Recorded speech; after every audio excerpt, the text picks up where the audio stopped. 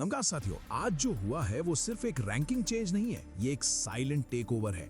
गौतम अदानी ने मुकेश अंबानी को पीछे छोड़ दिया है, लेकिन क्या ये सिर्फ पैसा है या इंडिया की इकोनॉमी का रिमोट कंट्रोल बदल गया है? क्योंकि अगर पोर्ट्स, एयरपोर्ट्स, एनर्जी, डेटा सब एक ही इकोसिस्टम में आ जाए तो पावर कहां जाएगा? और सबसे डेंजरस सवाल, क्या ये सब प्लान था? साथियों, अगर आपने ये समझ लिया तो आप सिर्फ न्यूज नहीं, पूरा सिस्टम समझ जाओगे। साथियों, अप्रैल 2026, $92.6 बिलियन वर्सेस $90.8 बिलियन, बस $1.8 बिलियन का फर्क, लेकिन इंपैक्ट एंटायर एशिया शेकन। लेकिन यहाँ ट्विस्ट है, रिलायंस इंडस्ट्रीज प्रॉफिट बना रही है, अदानी ग्रुप फ्यूचर बेच रहा है। कॉग्निटिव डिसोनेंस शुरू होता है, ज्यादा प्रॉफिट वाला पीछे, ज्यादा डेट वाला आगे। अब सवाल, मार्केट इरैशनल है या कुछ ऐसा चल रहा है जो आपको दिख नहीं रहा? बट वेट, 2023 में क्या हुआ था? एक रिपोर्ट आई, एम्पायर कोलैप्स हुआ और आज वही एम्पायर नंबर 1 है। ये कमबैक नहीं, ये सिस्टम का ग्लिच है या master stroke.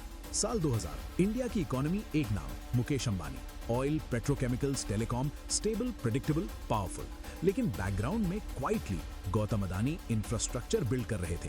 Ports, airports, power, transmission, visual cut, map animation, control the gateway, control the economy. अब सोचिए, अगर इंपोर्ट एक्सपोर्ट गेटवे आपके पास है तो बिजनेस किसके कंट्रोल में है? अब सोचिए, बट वेट, 2015 के बाद गेम चेंज हुआ। गवर्नमेंट पुश, गति शक्ति योजना, प्रोडक्शन लिंक्ड इंसेंटिव स्कीम। अब एग्जीक्यूशन किसके पास गया? स्पीड वाले प्लेयर के पास, अदानी। क्या ये ग्रोथ नेचुरल थी या सिस्टम ड्रिवन? साल 2023, Hindenburg research enters, boom, fraud allegations, debt exposure, stock crash, $40 billion gone, narrative set, Adani finished. लेकिन बट वेट, 2024 इन्वेस्टर्स वापस, 2025 प्रोजेक्ट्स कंटिन्यू, 2026 नंबर 1। हाउ? यही साइकोलॉजी एंटर होती है, fear, curiosity, FOMO. Retail investors miss मत करो, और market क्या करता है? फ्यूचर प्राइस करता है। क्या ये रियल ग्रोथ है या परसेप्शन बबल?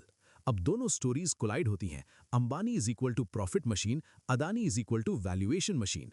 डिफरेंस समझिए, Ambani is equal to present earnings, Adani is equal to future expectations. Metaphor सुनोगे? स्माइल। शादी में खाना, अंबानी खाना सर्व कर रहे हैं, अदानी इन्विटेशन बेच रहे हैं, और लोग इन्विटेशन खरीद रहे हैं। क्यों? क्योंकि फ्यूचर बड़ा दिख रहा है। बट वेट, ट्विस्ट आता है, infrastructure monopoly, ports, airports, energy, ये सेक्टर्स क्या हैं? एंट्री बैरियर्स हाई, यानी once control, long term dominance. अब कनेक्शन समझो, government push, infrastructure control, market valuation, system complete.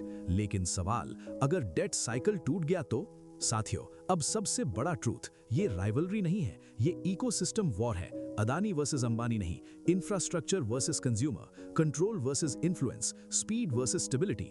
Shocking insight सुनो, इंडिया का हर तीसरा port traffic indirectly Adani ecosystem में है, हर चौथा एयरपोर्ट पैसेंजर। अब सोचो, डेटा, लॉजिस्टिक्स, एनर्जी, अगर ये कंबाइन हो जाए तो पावर कहां जाएगा? प्राइवेट हैंड्स में। अब समझ आया क्यों ये सिर्फ रैंकिंग नहीं है, ये पावर शिफ्ट है। तो साथियों, आज हमने क्या देखा? मार्केट नंबर्स झूठ नहीं बोलते, लेकिन पूरा सच भी नहीं बताते। अदानी का rise, vision, leverage, timing. Ambani का मॉडल, स्टेबिलिटी, डाइवर्सिफिकेशन। अब सवाल, कौन जीतेगा? आंसर अनकंफर्टेबल है, दोनों, क्योंकि इंडिया को दोनों चाहिए, लेकिन risk, power, concentration. Final thought, economy सिर्फ जीडीपी नहीं होती, economy is equal to control, और आज कंट्रोल शिफ्ट हो रहा है। साथियों, क्या आपको लगता है अदानी का राइज सस्टेनेबल है या अंबानी कमबैक करेंगे? कमेंट में लिखो, power is equal to control या इल्यूजन।